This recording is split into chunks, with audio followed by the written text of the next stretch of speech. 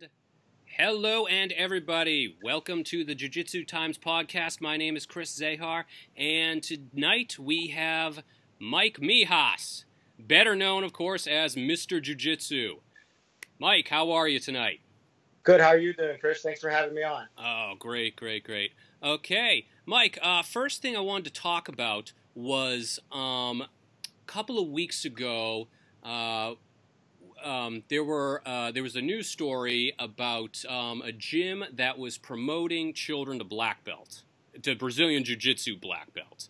Of course, I believe this isn't allowed in the IBJJF. A lot of Jiu-Jitsu schools definitely look down upon it. I think Renzo Gracie said that in order to be a black belt, you can't have a child's mentality. Okay, so first of all, how do you feel about junior Brazilian Jiu-Jitsu black belts? You know what? It's almost, I think because the times have changed, it's almost like a no-gi belt. I think maybe it does have its place nowadays. I think in 2018, it does have its place. It's just the emphasis we place on the belt. If we're going to give a junior black belt, then there should be a certain criteria to earn a junior black belt. They should be at least high level for that age, I believe. If that's what they're trying to do.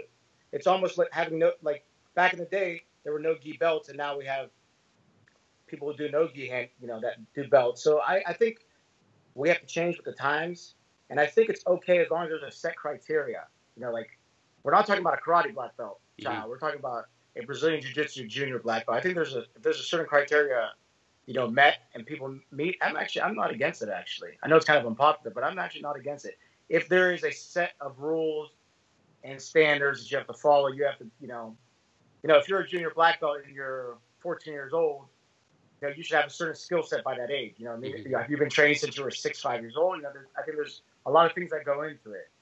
Mm-hmm. Okay. So I think we have to change with the times, I think. Yeah, so. Definitely. Definitely. What type of skill sets do you think you'd want to see with that? Well, I think a junior black belt should be, should be not just on the mat. Mentally too. They should be able to teach other junior students. They should have a different aura about them. They should understand technique. They should understand talking to adults, talking to children. They should be very advanced to be a junior black belt. In my eyes, there should be a lot of advancement at that age. Mm-hmm. It's not for everyone, obviously. I think they should be handing them out because you did jiu-jitsu for 8 years. You should be able to show something after 8 years. And maybe a lot of kids that compete, I would be okay with that. Kids that were highly successful competing, kids that are training 4 or 5 days a week consistently for 7, 8 years. There has to be showing some consistency there. You can't be doing jiu-jitsu for 3 years and have a junior black belt. I think that would destroy the whole art right there. And then we go to being what karate is or taekwondo is, and that's what we're not trying to do. Mm-hmm. Yeah, definitely. But I think with the times, I think it's okay to change with the times. Just like we give belts out for no gi, why not do it for the kids if they want to show the color, Mm-hmm. And there's actually still a lot of controversy about giving belts for no gi. I know. Oh yeah, definitely. Yeah, definitely.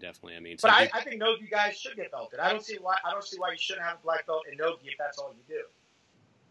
But then, again, there should be standards that should be met. Now, I don't think that if you have a no-gi black belt, you should have a black belt in the gi, though. That's where I differ in my thinking. I think it should be two different things. I think at this point, they're almost two different arts almost.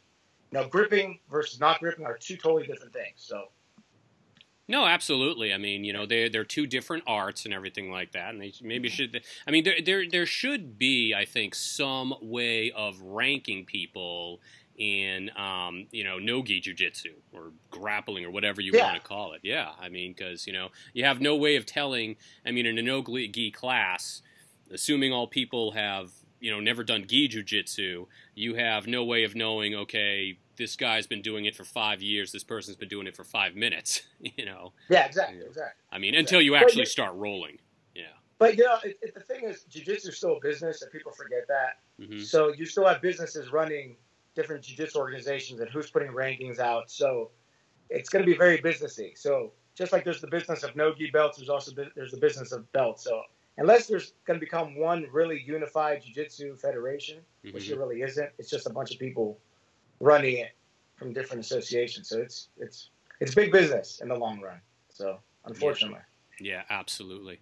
Absolutely. So. Which actually brings me on to my next subject, okay? A while ago, I believe it was the IBJJF. I'm not sure, though. I think it was them, though. They said that the only people who should be allowed to teach classes, okay, teach classes alone, of course, are Brazilian Jiu-Jitsu black belts. I know you did a video a while ago about blue belts teaching, and your mentality was basically like, listen, if you're a blue belt, you know this, this, this, and this, and you can teach. So how do you feel about the IBJJF's decision? You know what? I understand where they're coming from because they're trying to make sure that the proper techniques are getting out there. You know, the proper people are teaching. But let's talk about someone that's in the armed forces or someone that travels for work, or they're in a remote area where there's not a black belt. What are you supposed to do? Not train? Not learn?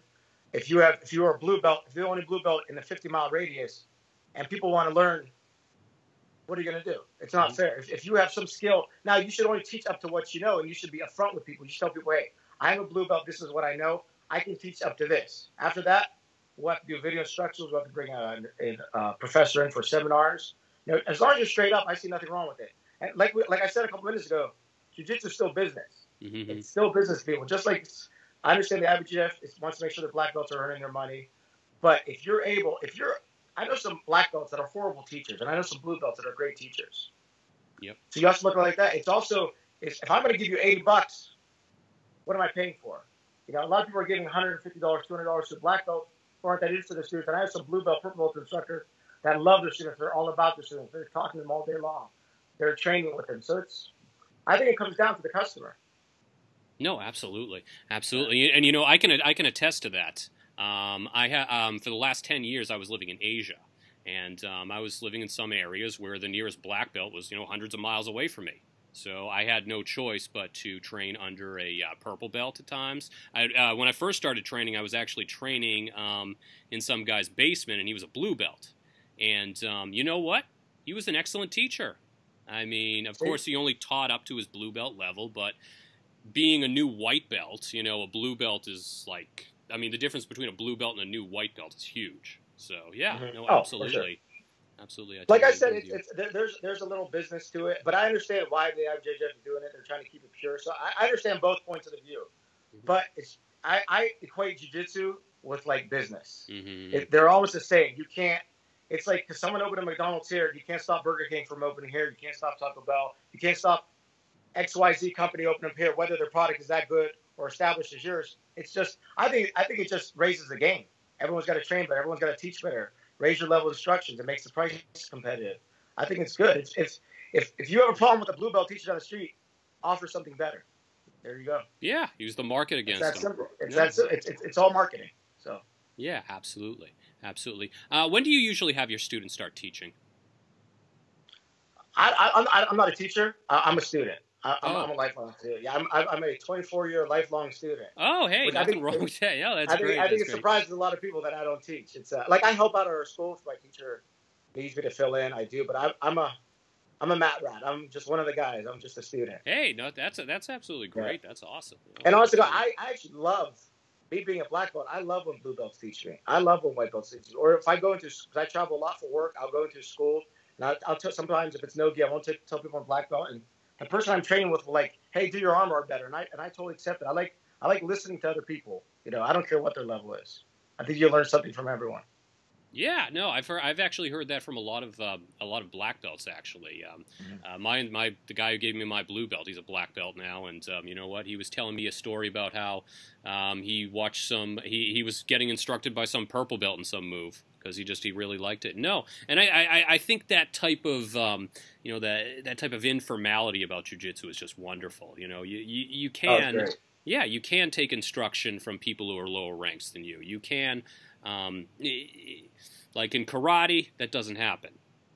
It's all about rank. Even if the lower rank knows more, the higher rank. It's all about the rank. Yeah, it's all about the rank. But you don't really get that in Brazilian Jiu-Jitsu. And I think it's good. I think it's good for our ego too. Like a lot of guys, I'm an old school Jiu-Jitsu guy. I started in the '90s, but even though I'm old school, I'm very advanced with my Jiu-Jitsu thinking and the way I look at Jiu-Jitsu. So just because someone's been doing Jiu-Jitsu for 2 years they all of a sudden might establish a very good part of their game that I didn't see from someone else for a ton of years. Some people are very advanced. Some people have very advanced thinking. I know this white belt that has a very good half guard. You know, just the way he locks his leg. So I just look at the way he does it. So you can always learn from someone. As long as you let your ego go, you can learn from anyone. Yeah, absolutely, absolutely. I mean, and especially when you're talking about violence and fighting, the last thing you want to have is an ego. The last thing you want to be like is, oh, this guy could never touch me because I have a blue belt and this guy's never trained. So, yeah, no, you never want that. You definitely never want that mentality. Absolutely. So what gave you the idea to do the just Mr. Jiu-Jitsu, I don't know if you want to call it a podcast or whatever, or a Facebook cast or video cast or whatever? I don't even know what the hell it is. Yeah. No, I travel a lot for work. I do construction, so I travel through a lot of states. So a couple of years ago, I try to hit up every gym I'm at and every city I'm at. So I was like, I'm going to tag all the gyms I go to and put the pictures on it. So this way other people see it. So if I'm in their city again, they're like, hey, stop at our gym. So it was strictly for selfish reasons I started the page so I could find more gyms to roll at. So my friends back in the day, I didn't want to call the page Michael Mios because I thought it was like way too arrogant to name a page after me. I'm not a professional athlete. Yeah. I've never won any championships. I've competed there and here, but I've never done anything special in jiu-jitsu. I'm a guy in the middle of Ohio. So I wasn't going to call my athlete page Michael Mios. So I just thought it looked weird. So my friends back in the day would call me Mr. Jiu-Jitsu that didn't train because every time we talk, I'd bring up jiu-jitsu. We talk about something, I'm like, well, you do. And they're like, all right, Mr. Jiu-Jitsu, what do we got to say? So that's where the name came from. It's not like it's like I wasn't trying to be cool. I guess it stuck. So I just used the page for that, and then I would start posting like my thoughts on the page. Actually, one day I got mad at a training partner that missed practice, so I made a meme about him directed at him.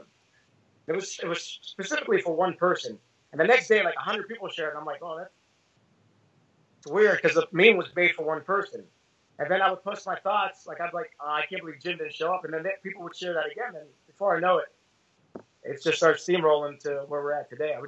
Which I just do now. I just share my thoughts, everyday thoughts, and I just either I'll put them on video or I'll write about it, or that's strictly why I started the page. I wasn't trying to look for followers.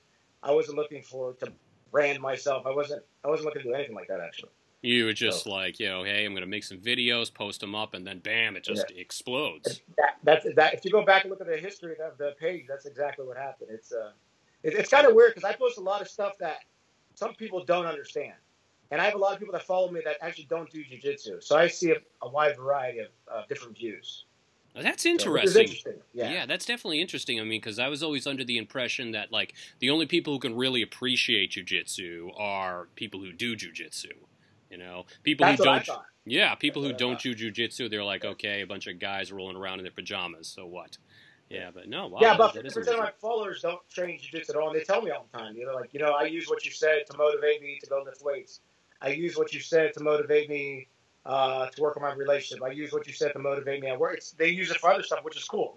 That's awesome that they do that. Yeah, no, absolutely. And I definitely agree with that. I love one of your videos where you're talking about making excuses, and then you're listing all these people who, maybe they have handicaps or whatever, and they still make it to do what they do. And are those just people you've met over the years at various different times? Just people I've met over the years, people I've met in my life, or somebody will send me a video of a handicapped person, doing deadlifts, and I'm like, well, if this person can do deadlifts, how can you not get your ass on the mat for 30 minutes? Yeah. Come on. And that's where I cut the excuses out. And before you can start excuse with me, I'm already loaded with my anti-excuse gun, ready to shoot back at you. I'm like, I'll send you videos. I'll send you this. And even people with time. I'm like today's Sunday. I got up 5 o'clock this morning and lifted. Then at 7 a.m. I rolled. Then after that I took my son to baseball. Then after that I took my other son to baseball. And now I just came from a birthday party. And after this I'm going to help my son with his schoolwork. So there's ways to train. It's just, are you willing to do it? Are you willing to make the time? It's what's important to you.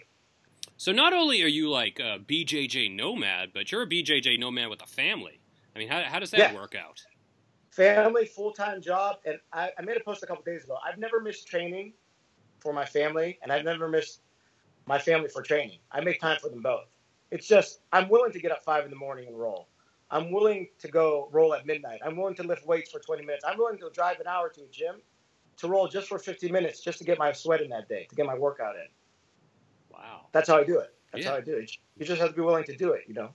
Hmm. Now, do you usually have to travel pretty far for your job, like all over the U.S.? Yeah, I try. Some up to 10 hours. You know, Oh 10 hour wow. distances from my home. So sometimes I'll spend 3-4 days out of town. Oh wow. Oh wow. Yeah. But you're you're still. So what do? You usually like try to find if there's gyms in your I'll area find a before? gym, or sometimes I'll get off a plane, rent my car, and I'll be Googling, and I'll find the first jiu-jitsu gym, and I'll just show up to the door. You know, it's like, Nice. can I train? And lately with the page, some people are noticing me. They're like, "Are you the guy from the internet?" I'm like, "Yeah." So there's one gym I went to in Louisiana last month. They sent me messages afterward. They're like, "Why didn't you say you're the guy from the internet?" I was like, I just wanted to roll. I just wanted to be treated like everyone else. I was like, I just wanted to get my roll, my workout in, and go back to my hotel and sleep. Yeah, absolutely. And I mean, it also kind of goes in hand with the whole ego thing. You're not going to walk in and be like, "I'm Mr. Jiu-Jitsu, yes. Well, Roll out the red carpet for me." yeah, because especially in jiu-jitsu, we still have a long way to where there's going to be jiu-jitsu stars. We think we have superstars in jiu-jitsu, but it's just other jiu-jitsu people that follow them and we make them stars. Yeah. But outside of this, you know, us talking, there's very few people that jiu-jitsu is still a very small sport. It's big to us. Like we love our superstars like Keenan Cornelius, Gordon. We love our superstars. But outside of this, they're just our superstars. And I think the day's coming where everyone's going to get big, but I think we're still a little away from it. So. Yeah, no, definitely. I mean, look at the growth of MMA. Mixed, 20 years ago, 25 years ago, mixed martial arts was like this little underground human cockfighting thing. Now they're doing events in Madison Square Garden, the UFC, in Bellator too. Bellator and both the UFC did events in Madison Square Garden. I mean, freaking, they had Madonna showed up to one of them, I know. for Christ's sake. Yeah, and it's crossing over. And jiu-jitsu is crossing over. If you see a lot of the martial art movies out now, or action movies now, there's a lot of jiu-jitsu now noticeable. Like I went and saw Black Panther yesterday. I don't want to ruin it, but there is a very distinct scene with very distinct jiu-jitsu in it. I don't want to ruin it for people who haven't seen it, but there's a very. Did you see the movie yet? I have not yet. No. There's a scene where right away, if you do jiu-jitsu, you're gonna jump up and be like, this is like. You'll see. I don't want to ruin it for everyone. No, absolutely. Jiu-jitsu has crossed over into the mainstream. So yeah, I mean, I remember when I was watching the Sherlock Holmes, the first one with Robert Downey Jr. You got Robert Downey Jr. doing an armbar on some guy. I'm like, it's 19th century England. He's doing an armbar on some guy. I'm like, oh wow, that is absolutely amazing. Yeah. Well, not only is it crossed over into entertainment. Just think about if you see a street fight video. How many street fights do you see now where people tap out? Yeah. You hear the guy, oh, he tapped. These people have never trained jiu-jitsu. They've never trained MMA. They've never trained any kind of martial arts. But tap has become an international signal for I give up. Yeah, no, it has. 20 years ago, that meant nothing to tap. People didn't know what that was. People kept fighting. Yeah. But now you see street fights, they're like, bro, he tapped. Let him go. You see what I mean? It's slowly, we're slowly jiu-jitsu's it's moving into almost all facets of our life slowly. Oh, absolutely. And I mean, which is a dream for me. Yeah. I wish everyone does jiu-jitsu. I try to make everyone do jiu-jitsu. No, absolutely. And, I mean, also just the number of celebrities that are trying it now. Oh, yeah. I mean, you got, like, Ashton Kutcher. You got freaking Ed O'Neill, who's Al Bundy from the Married with Children. You got all these people now who are doing, all these celebrities now who are getting into jiu-jitsu. Which is great. I think it's great. It pushes the art. It gets the word out there. I think it's great. Oh, absolutely. It's free advertising for us. It's free I love it. worldwide advertising for us. I love it. No, absolutely. Okay. All right. Well, listen, Mike. We're about ready to wrap up right now. Okay. Any final words? Any final thoughts before we wrap up? No, thanks for having me on. I would love to do this again, Chris. Yeah, definitely. Absolutely. All right. Okay. Well, you have a good night tonight, and yeah, we'll definitely do it again. All right. Have a good night, Chris. Yeah. Bye-bye.